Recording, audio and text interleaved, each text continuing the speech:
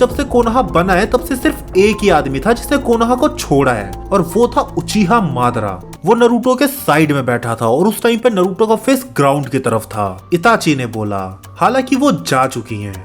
ये सुनकर के नारुतो के फेस पर एक ब्लशफुल स्माइल आ गई। फिर उसने अपना एक हाथ सिर के पीछे कर लिया। फिर इताची ने बोला, क्या तुम चाहते हो कि मैं अपने क्लैन को बिट्रे कर दूं?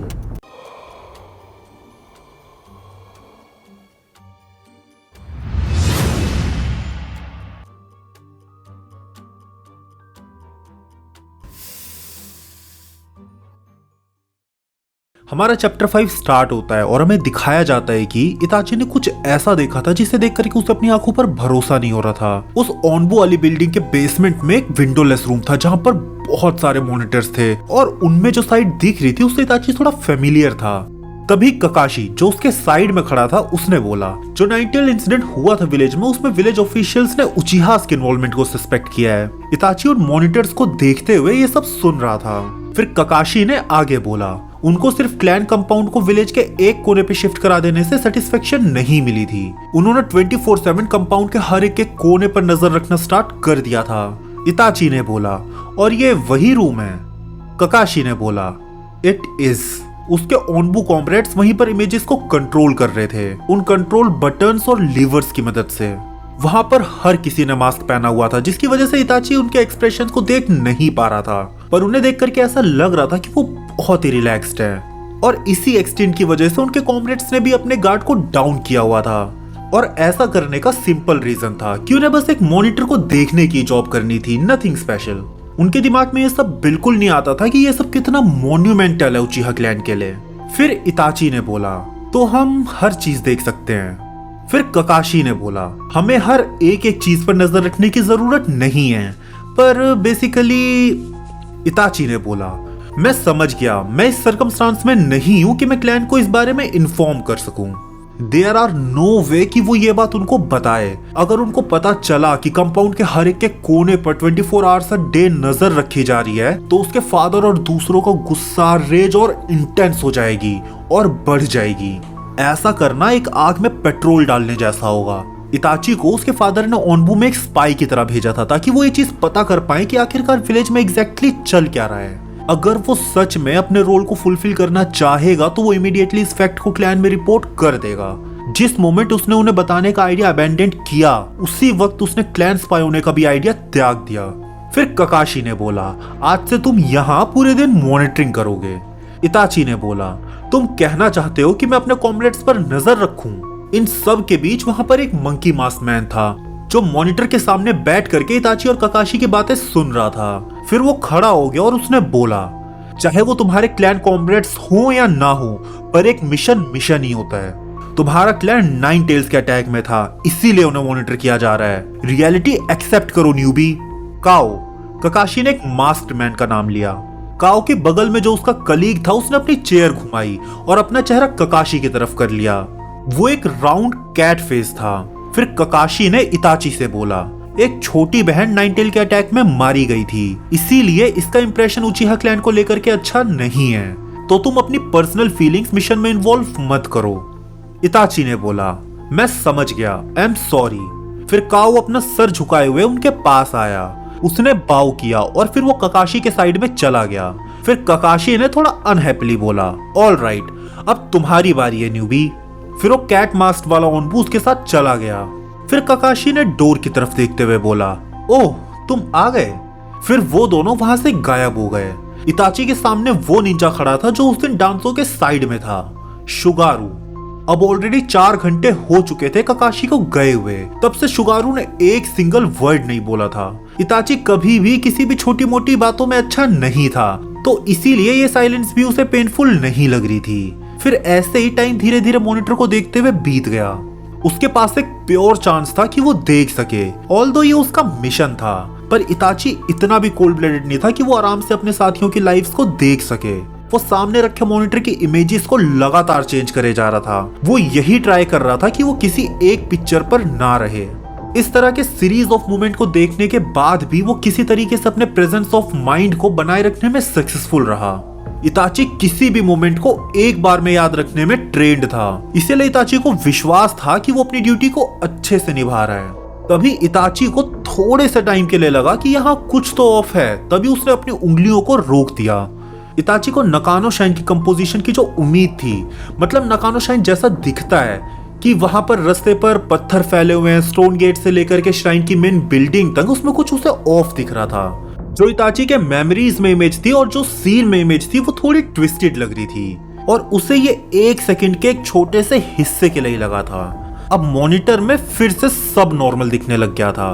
वो एक बहुत ही छोटा सा डिस्टरबेंस था जिसे शुगारू ने प्रोबेबली नोटिस नहीं किया था। अगर ये चीज किसी और ने देखी होती तो नो डाउट उसे ऐसा लगता कि कैमरा हवा की वजह से थोड़ा हिल गया होगा, पर इताची ने ये डिस्टरबेंस पहले भी देखी हुई है। जो सीन हमें स्टोन क्रेविंग के पास दिखा था, वहां जो डिस्टरबेंस हो रही थी वो एक वॉर्टेक्स पर सेंटर्ड थी, एक पॉइंट पर, जिसे देख करके ऐसा लग रहा था कि उसके आसपास की जो सराउंडिंग है वो उस गोले में सक होती चली जा रही हो। The man in the mask, जो फिनोमेना इताची ने देखा था उस सीन पर, वो एग्जैक्टली वैसा था जैसा उस मास्क मैन ने जुत्सु यूज किया था जब वो एस्केप कर रहा था इताची और उनके टीममेट्स पर अटैक करके, जब वो लैंड ऑफ फायर के डायमियो को गार्ड करने के मिशन पर था। तब वो आदमी क्यों, इताची ने केयरलेसली बड़बड़ाया, और उसे जैसे ही शुगारू के प्रेजेंस की याद आई उसे रिग्रेट हुआ, पर शुगारू का अटेंशन अभी भी उसके सामने वाले मॉनिटर पर ही फोकस था। इताची अब अपने इनएक्सपीरियंस से थोड़ा अनॉयड हो चुका था। अब वो एक बार फिर अपने थॉट्स में खो गया। जब टेनमा मरा था तब इताची ने क्लियरली उस आदमी के राइट आई को देखा था। उसके मास्क के पीछे उसने शारिंगान को देखा था। उसके आई के सेंटर में एक डॉट था जिसके आसपास 3 कॉमा शेड मगतमास थे। उसे यकीन था कि उस आदमी के राइट आई में एक शारिंगान ही थी, जिसका मतलब है कि वो एक उचिहा क्लैन का मेंबर है। आज करीब 3 साल हो चुके हैं वो इंसिडेंट हुए, पर आज भी टाइम टू टाइम इताची के दिमाग में उसके टीममेट का वो डेथ वाला सीन आता रहता है। टेनमा की लाइफ चली गई, उसके चेहरे पर एक आतंक का टेरर छा चुका था। ऐसा लग रहा था जैसे उसे पता ही ना चल रहा हो कि इन रियलिटी हो क्या रहा है। इताची अपने और उस मास मैन के पावर लेवल के डिफरेंस से बहुत ही शॉक्ड था। वो अपने खुद के पावरलेस होने से निराश था, और एट द एंड उसने अपने खुद के शारिंगान को अवेक कर लिया था। और इन सब का मतलब यही है कि वो मास मैन ही वो आदमी है जिसने इताची को एक ट्रू उचिहा निंजा बनाया। वो उसके टीममेट का मर्डरर था, पर फिर भी इताची उस आदमी का ऋणी था, उसके डेप्थ में था। उसे उस मास्क्ड मैन के साथ एक अजीब सा कनेक्शन फील हुआ था। इन 3 सालों में इताची ने बहुत बार इस मास्क्ड मैन की आइडेंटिटी के बारे में सोचा था। वो जो अनुमान लगा सकता था कि वो शायद उचिहा क्लैन का मेंबर हो सकता है, पर अब ये निश्चित हो चुका है। उस वीडियो में जो ब्लर आया था वो उस मास्क मैन की वजह से ही आया था। वो आदमी नकानो शाइन पर अपीयर हुआ था। जिस दिन टेनमा मरा था उस दिन उस आदमी की आंख में एक शारिंगान ग्लिटर हुई थी, जिसका यही मतलब है कि वो आदमी एक उचिहा क्लैन का मेंबर है। तो एग्जैक्टली वो आदमी कौन है जो उचिहा क्लैन से है? इन 3 सालों में इताची ने विलेज में रहने वाले क्लैन के सभी लोगों से कांटेक्ट किया था, पर उनमें से किसी के पास ऐसा कोई निंजुत्सु नहीं है कि वो स्पेस और टाइम को उस तरीके से कंट्रोल कर सके जैसे उस आदमी ने किया था। और तो और पूरे क्लैन में ना किसी की आवाज ना किसी का ऑरा उस आदमी से मिलता था। और मोर देन एनीथिंग इताची को इस चीज का पूरा भरोसा था कि वो आदमी विलेज का ही हिस्सा है, बस उसके पास कोई प्रूफ नहीं था। सो देन हु, वो था कौन? उचिहा क्लैन इस विलेज में तब से है जब से कोनोहा बना था, और उसने आज तक ये कभी नहीं सुना था कि उचिहा क्लैन के बाहर किसी के पास शारिंगान हो। पर यहाँ पर एक एक्सपेक्टेशन है जैसे ककाशी, पर वो अभी भी कोनोहा में ही है। अगर कोई भी प्रीशियस केकेगेंकाई जैसे शारिंगान या ब्रैकुगान लीक हो गई विलेज के बाहर, तो नेशन को एक बहुत ही सीरियस अफेयर्स का सामना भी करना पड़ सकता है। और ऐसा नहीं हो सकता कि विलेज के रिकॉर्ड्स में इसके बारे में मेंशन ना किया गया हो। आज की डेट तक शारिंगान लीक हो गई है विलेज के बाहर, इस बारे में कुछ नहीं लिखा गया है। और जब वो इस तरीके से सोचता था तो प्रोबेबिलिटी और नैरो हो जाती थी। एक पॉसिबिलिटी ये हो सकती है कि कोई उचिहा मेंबर ग्रेट निंजा वॉर में रड़ा होगा और मर गया होगा, पर बाद में वो किसी तरीके से सरवाइव हो गया होगा और फिर वो बाद में मास मैन बन गया होगा। और उचिहा क्लैन में एक जनरल रूल है कि अगर कोई उचिहा मेंबर मरता है तो दूसरा निंजा उसकी आंखों को वापस ले आता है ताकि कोई उसकी चोरी ना कर सके। तो इस केस में यही अज्यूम किया जा सकता है कि कोई आदमी मरा पर वो जिंदा था और वो कंपाउंड में वापस आया अपने शारिंगान के साथ। और दूसरी पॉसिबिलिटी ये हो सकती है कि वो आदमी कोई ऐसा इंसान भी हो सकता है जिसने उचिहा क्लैन को बिट्रे कर दिया हो, पर ये होने के चांसेस थोड़े कम हैं as compared to first option, क्योंकि जब से कोनोहा बना है तब से सिर्फ एक ही आदमी था जिसने कोनोहा को छोड़ा है और वो था उचिहा मादरा। वो आदमी जिसने सेंजू क्लैन के हाशिरामा के साथ मिलकर के कोनोहा को फाउंड किया था और फिर बाद में इसने विलेज को छोड़ दिया था और ऐसा कहा जाता है कि यह हाशिरामा के साथ बैटल में मर गया था वैली ऑफ द एंड नाम की जगह पर। और ऐसा होना पॉसिबल नहीं है कि कोई मरा हो और वो वापस जिंदा हो जाए। और इस पॉइंट पर इताची ने अपने सेकंड ऑप्शन को अबेंडन कर दिया था, पर किसी रीजन की वजह से वो इसे पूरी तरीके से त्याग नहीं पा रहा था। उसने उस आदमी के ओवरवेलमिंग चाकरा, उसकी पावरफुल प्रेजेंस को महसूस किया था जो उन सभी निंजास से ज्यादा है जिससे इताची आज तक मिला था। अगर ऐसा कोई निंजा सच में बैटल में मारा गया था तो ये हिस्ट्री में लिखा जरूर जाना चाहिए था। हाउएवर पास्ट की किसी भी ग्रेट बैटल में कोई भी इतना कैपेबल वेरीफाइड उचिहा निंजा नहीं मरा था। इन विच केस अब इताची इस केस को कंसीडर करने लग गया था कि माद्रा अभी भी जिंदा है। इताची, उसके पास थोड़ी दूर से आवाज आई। शुगारू इताची को दोबारा रियलिटी में ले आया था।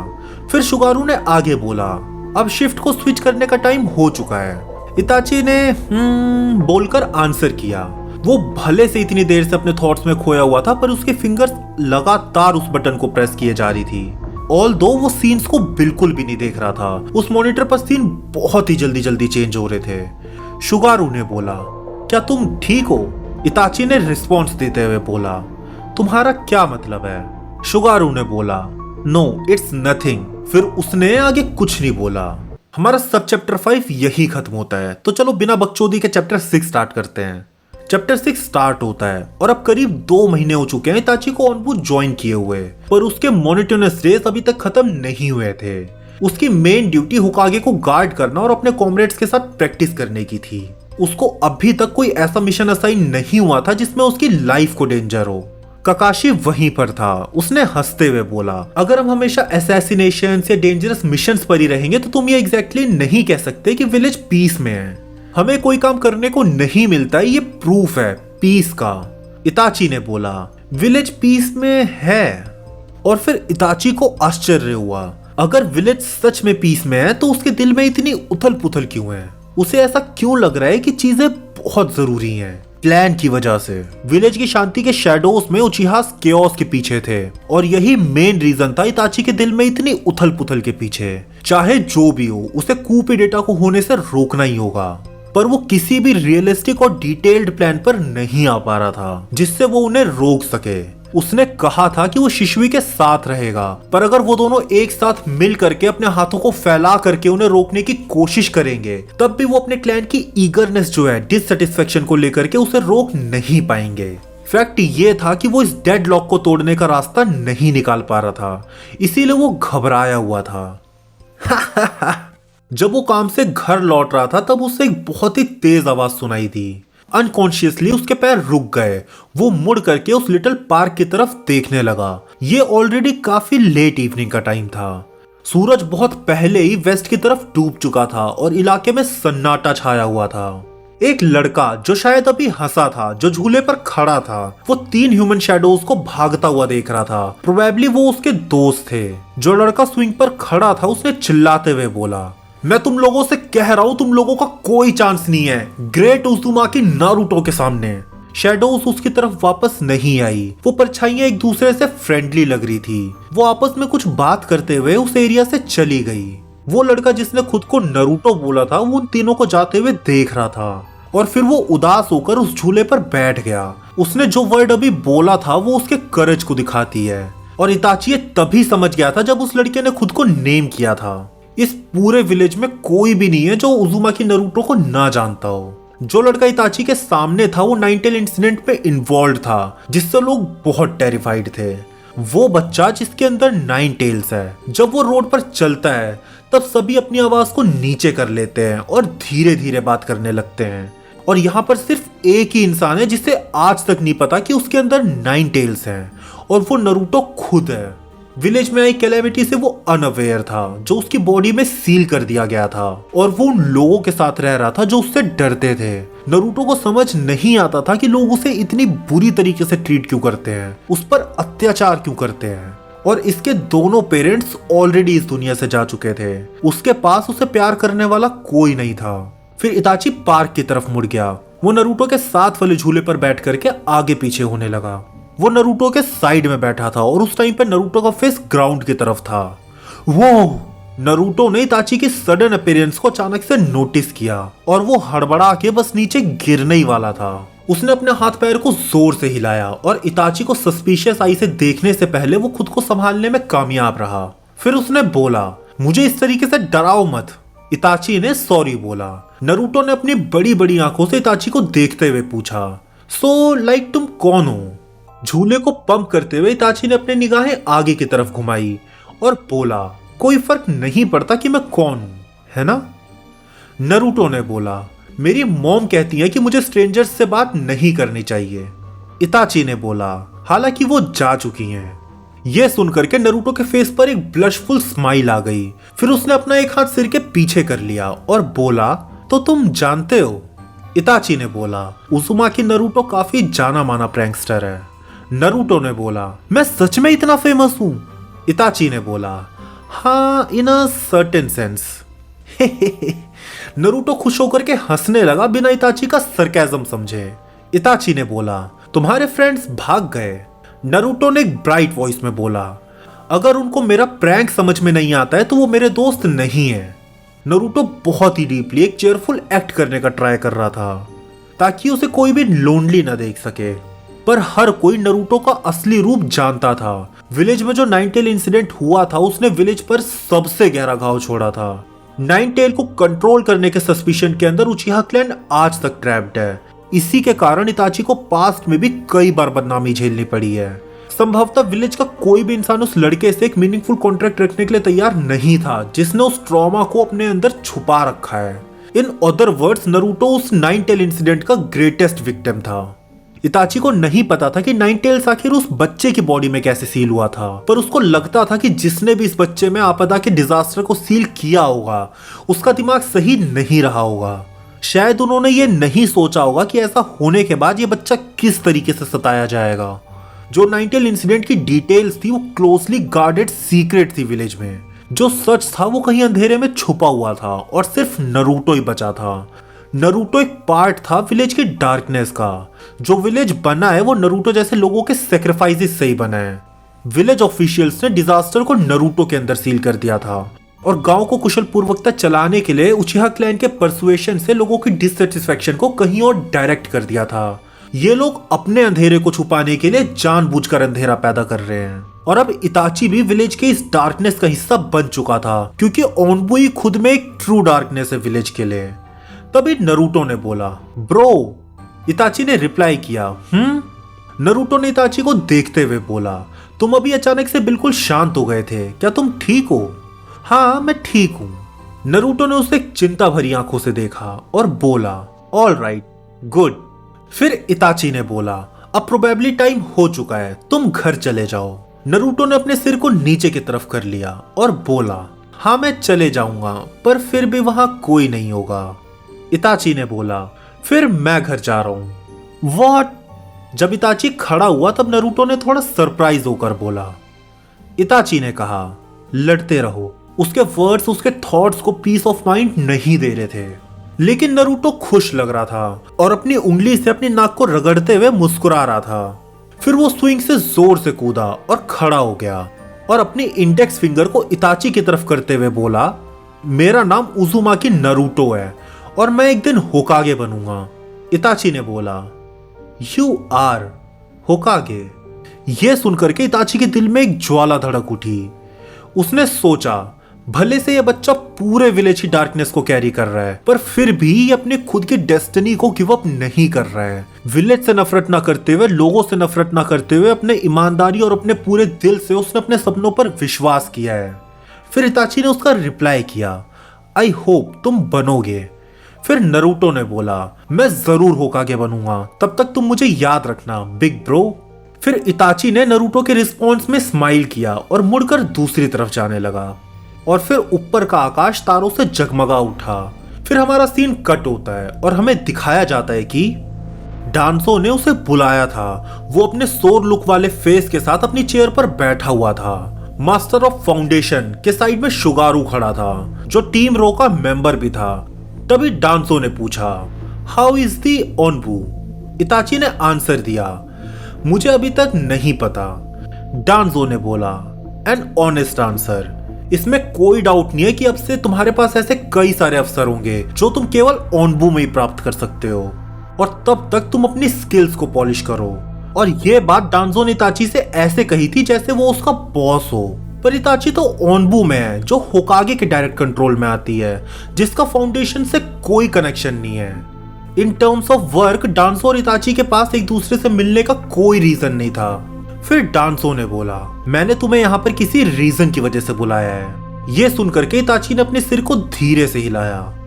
फिर डांसो ने बोला, मैंने सुना है कि उचिहा क्लैन कंपाउंड हाल ही में आउटसाइडर्स के लिए स्ट्रिक्ट रहा है। ये सच है कि लास्ट कुछ महीनों में कंपाउंड ने एक्सक्लूसिविटी ले ली है। ऐसा लग रहा था कि उसके फादर ने कूपफर्ड को आवाज देते हुए कंपाउंड को विल भी दे दी थी। डांसो ने इताची से सीधा पूछा, तुम रेगुलर मीटिंग्स में जा रहे हो ना? उचिहा clan 24 hours a day monitored रहता है बाय ओनबूज, तो ये बिल्कुल नेचुरल है कि डांसो मीटिंग्स के बारे में बिल्कुल अवेयर है। इताची ने ऑनेस्टली आंसर करते हुए हाँ बोला। वो जानता था कि इस पॉइंट पर कुछ भी छुपाने का कोई फायदा नहीं है। डांसो ने अपने सिर को धीरे से हिलाया, वो सेटिस्फाइड लग रहा था। फिर उसने आगे बोला, आई विल बी फ्रैंक, मैं चाहता हूं कि तुम मीटिंग्स की सारी डिटेल आकर के मुझे रिपोर्ट करो। उसकी आवाज इताची में गूंज उठी जिसमें एक इनक्रेडिबल प्रेशर था। फिर डांसो ने आगे बोला, अगर चीजें ऐसी चलती रही तो उचिहा क्लैन खत्म हो जाएगा। तुम्हारे पावर की जरूरत है ऐसा होने से रोकने के लिए। फिर इताची ने बोला, क्या तुम चाहते हो कि मैं अपने क्लैन को बिट्रे कर दूं?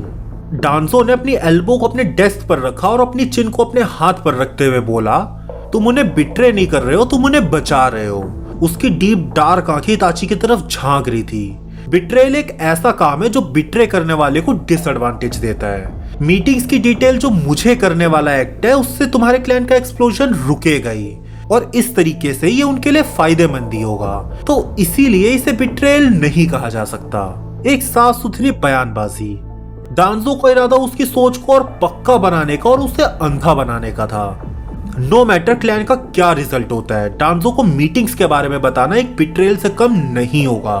डांसो इताची के वर्ड्स को समझ नहीं पाया था। इताची बिट्रेल वर्ड पर फिक्स्ड नहीं था।